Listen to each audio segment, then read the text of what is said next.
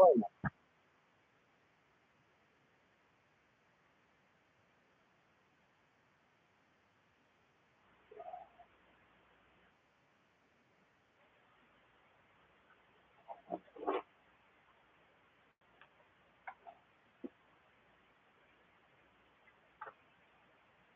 damn it.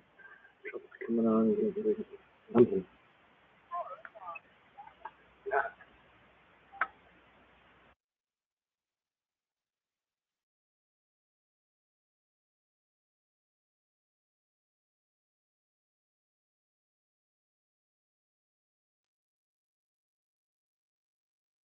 Please. Oh,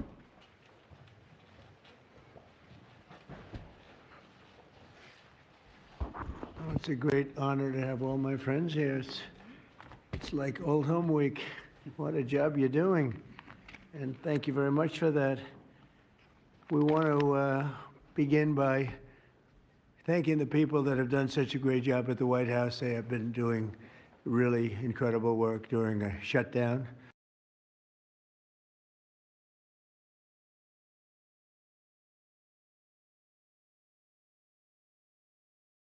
Unprecedented and historically successful operation that my administration has carried out in recent weeks to arrest, prosecute, and permanently remove members of foreign drug cartels from American soil. And the people gathered around this table are the ones that are doing it, and in this room. Some of them sitting a little bit behind. In fact, some of them I'm surprised are not actually at the table. You people should be very insulted by that.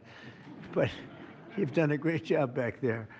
On my first day in office earlier this year, I signed an executive order to officially designate the drug cartels and savage transnational gangs as foreign terrorist organizations. It was my honor to do so.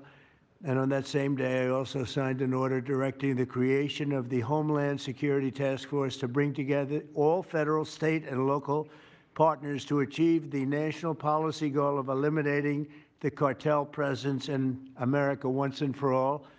And the results are, and it's early, and the results are spectacular.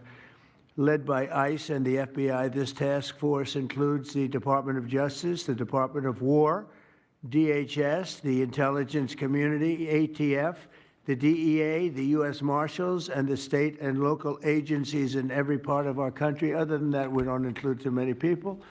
That's a hell of a group, isn't it, huh? When you think of it. That's not a group you want against you. Certainly not at one time. In addition to the task force members, we're pleased to be joined by representatives of law enforcement at every level, the highest level, actually, but every level, including National President of the Fraternal Order of Police, Patrick Yos. Where's Patrick? Patrick, thank you, Patrick. Thank you for the endorsement, too. That really hit it off. I would have gotten 98% anyway, but it was still good to have your endorsement. Thank you, Patrick. I don't forget those things. President of the National Sheriff's Association, Chris West. Chris? Thank you, Chris, very much. Great, good job. Major Cities Chief Association Executive Director, Laura Cooper. Laura? Thank you, Laura, very much. Major County Sheriffs of America Executive Director, Megan Noland. Megan, thank you. Thank you very much. And President of the National Border Patrol Council, my friend, and a very good speaker, by the way. Whenever he gets up and speaks, I say, that guy can really speak. I don't know. I don't want him to run for office. I want him to stay where he is. Paul Perez. Paul? Thank you, Paul. Where is Paul? Hi, Paul. What are you doing over there, Paul? Good job. Good speaker you are, though, Paul. I mean it, too. You've made some incredible speeches, and all from the heart, too, right? Some great ones. Today, you'll hear details from my national security and homeland security teams about the extraordinary historic achievements of this new Homeland Security Task Force since it became fully operational last month in all 50 states, the job they're doing. What we inherited from this past administration is like disgraceful.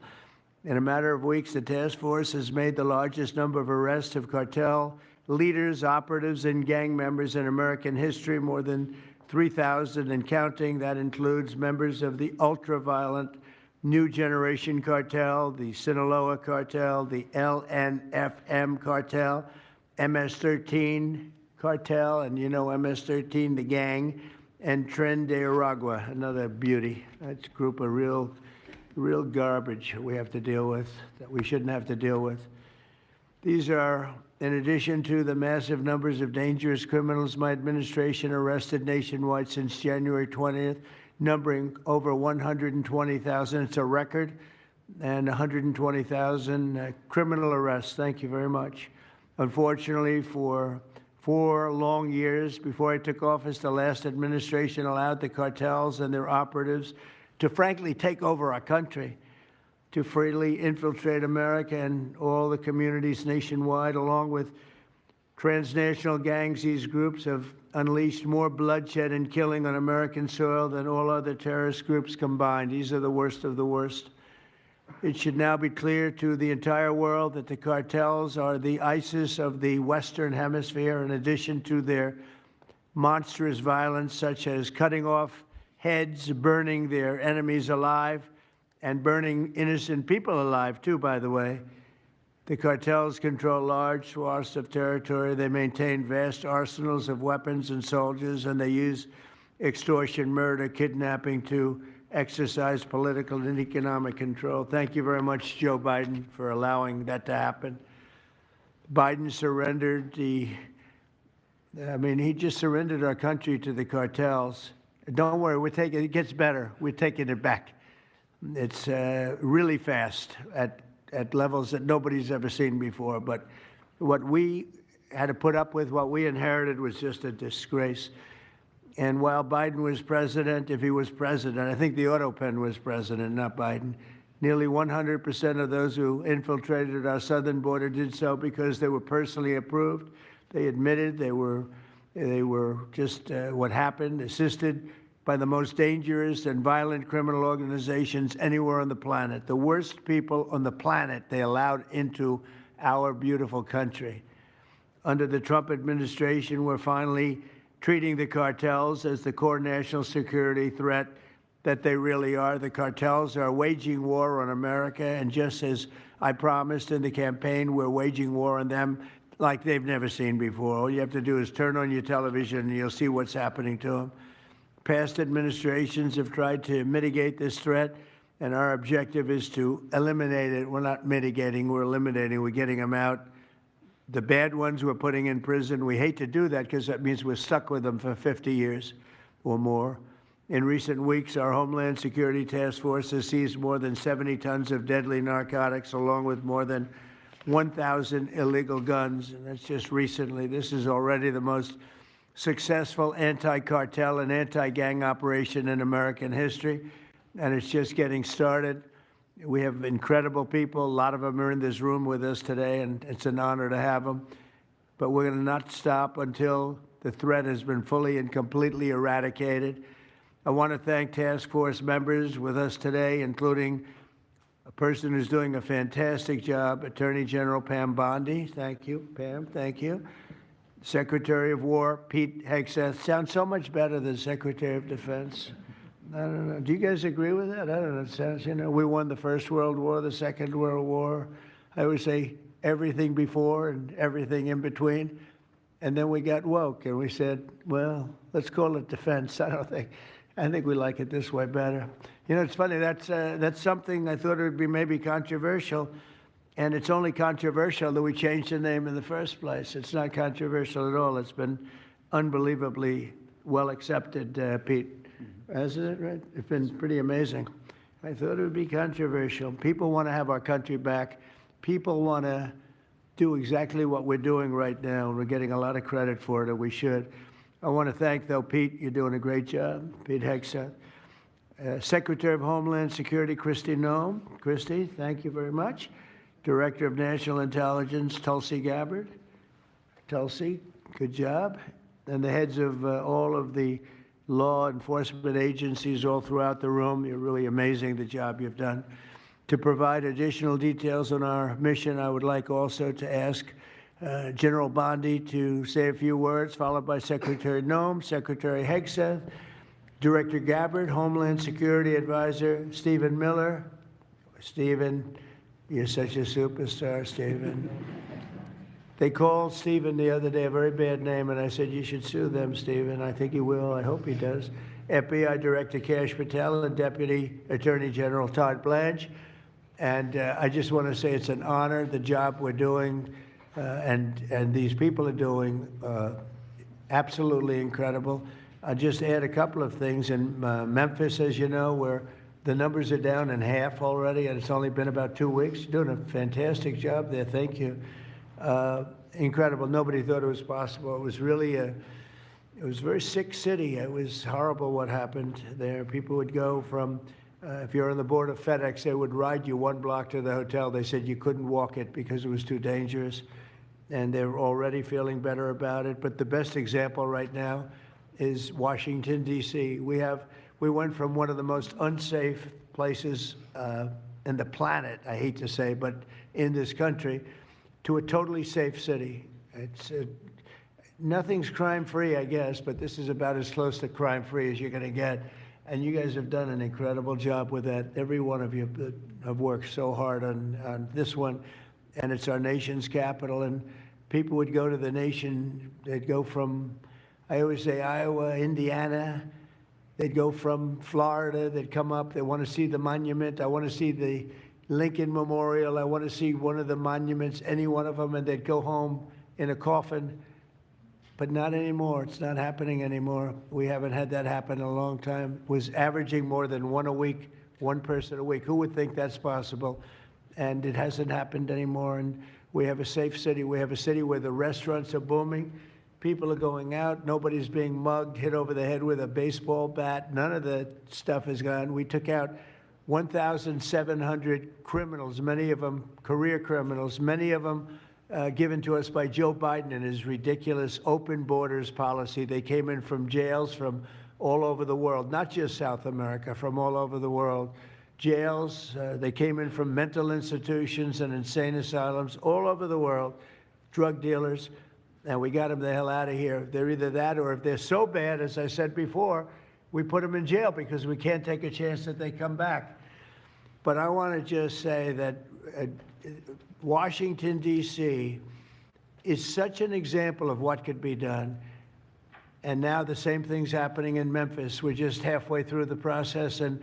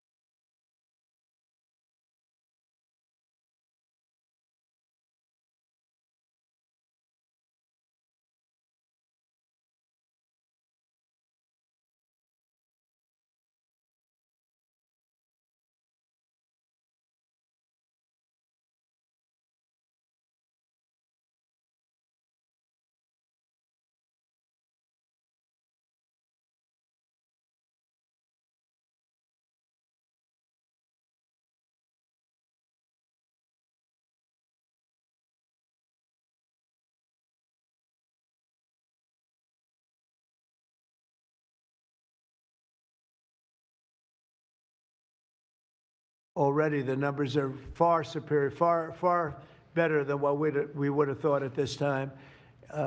And Chicago, I just saw the number last week, it was last weekend, 4 were murdered, 11 were shot. And then I have this guy Pritzker's a very weak governor. Let me be nice. I'm going to be very nice. He's extremely weak. He's pathetic. I have Pritzker get up and say how great they're doing in Chicago. They're doing very poorly. So 4 were murdered, 4, 11 were shot. I would say, and that was not a bad week for him. Okay, that was not a bad week. He's had somewhere 18 or 19 were murdered. And you know what his excuse was? Yeah, but that was a long weekend. Okay, can you believe it? He said that was a long weekend. He's bad. And the mayor is worse. I mean, that mayor is worse. Low IQ, very low IQ. And we don't need low IQ people. We need people that are going to take care. And I love Chicago, and I love those beautiful women, black women, beautiful women wearing MAGA hats. And they're all over the place in Chicago. They want protection. They don't care if it's the National Guard, if it's the Army, Navy.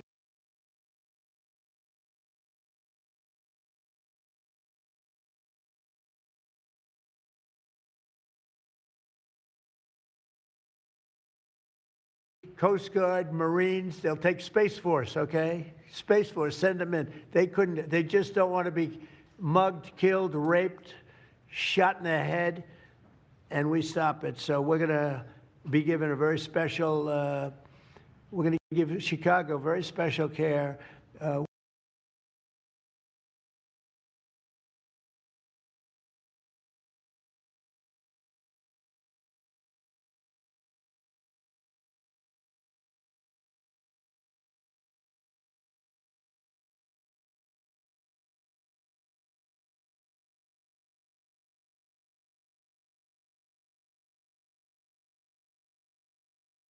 As you probably know, maybe you heard, we were going to do a big surge in San Francisco, but I got a great call from some incredible people, some friends of mine, very successful people. Mark, everybody knows him, and Jensen, everybody knows Jensen, NVIDIA, and others called me from San Francisco, and they said, we're working really, really hard with the mayor, and we're making progress. Would it be possible for you to hold off the surge? And I had 4 or 5 calls, and I think they're making progress of their own. That would be the greatest. I mean, if they could do that, that'd be great. And they have great confidence in those people. I mean,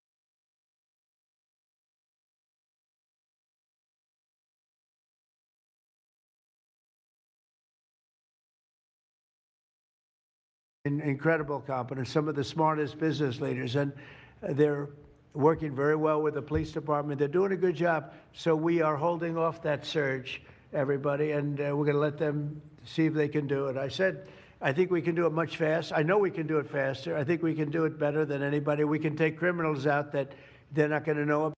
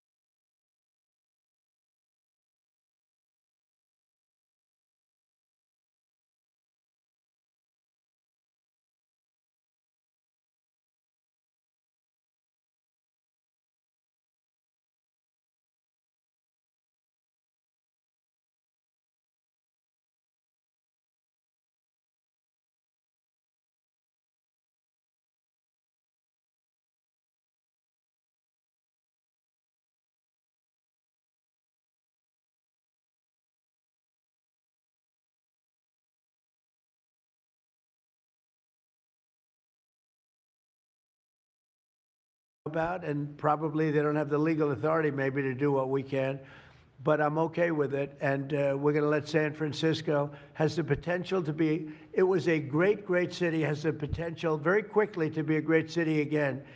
And these are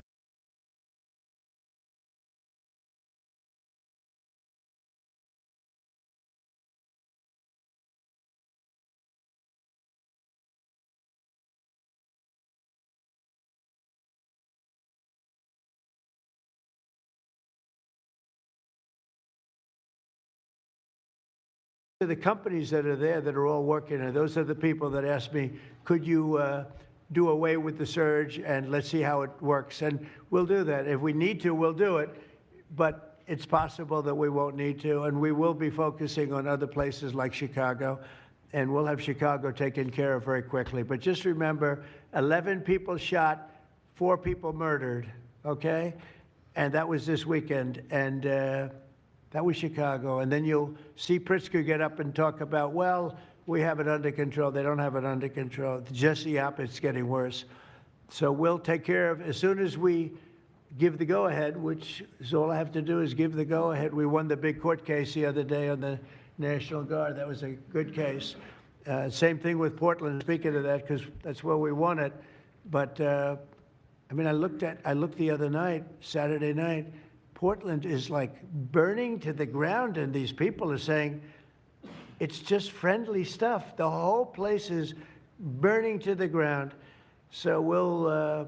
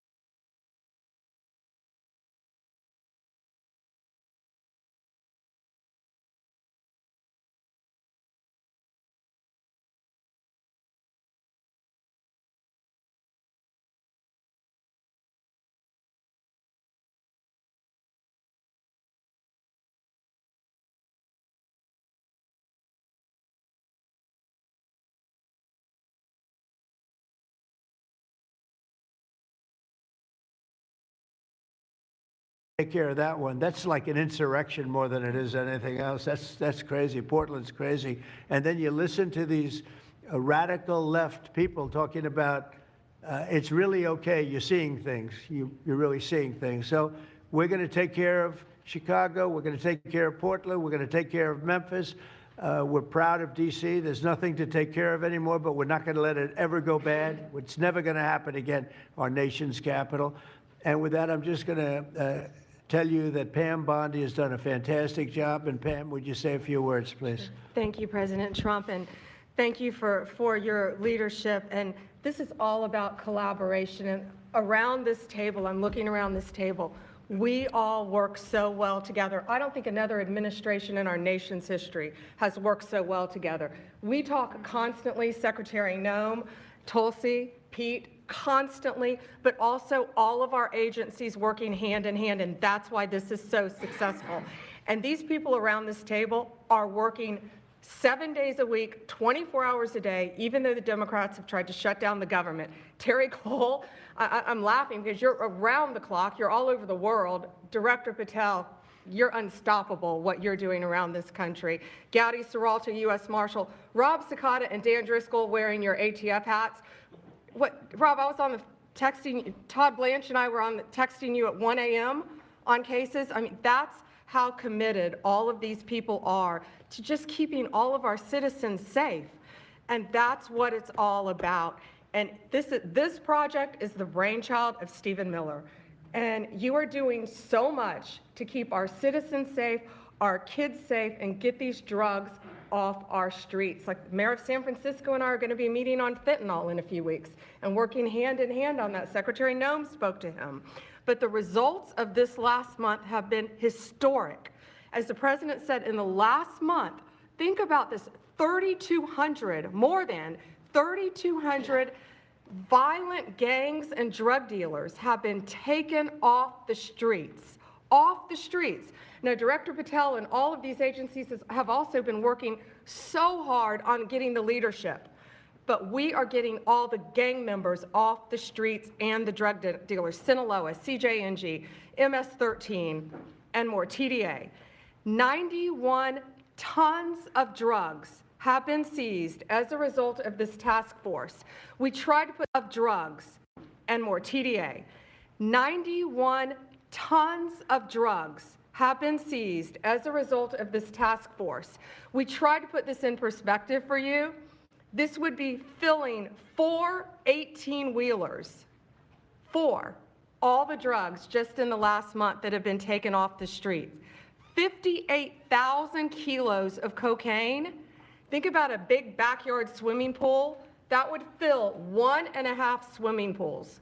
Just the powder cocaine that has been removed, saving lives this last month, thanks to all of these people around the table. 2,300 kilos of fentanyl powder and 2.1 million fentanyl pills off the streets.